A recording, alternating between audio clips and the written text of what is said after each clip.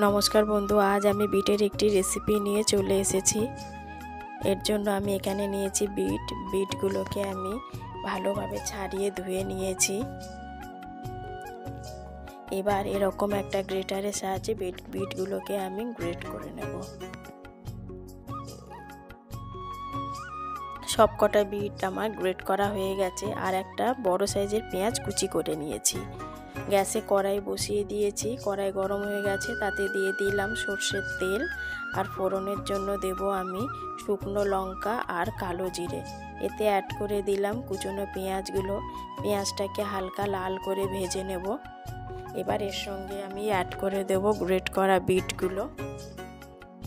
বিটটাকে অল্প ভাজা ভাজা করে নেব। কাঁচা ভাবটা গেলেই এর মধ্যে আমি অ্যাড করে দেব পরিমাণ মতো হলুদ আর নুন। এবার হলুদ আর নুনটাকে আমি একসঙ্গে ভালোভাবে মিশিয়ে নেব।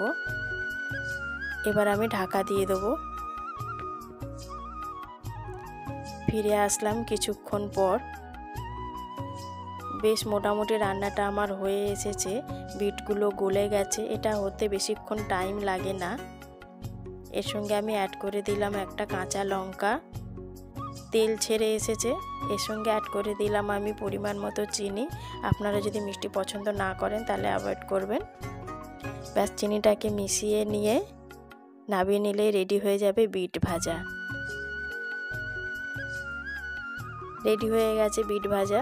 আপনাদের এই রেসিপিটা ভালো লেগে থাকে তো অবশ্যই একটা লাইক করবেন আর চ্যানেলটিকে সাবস্ক্রাইব করে আমার পাশে থাকবেন।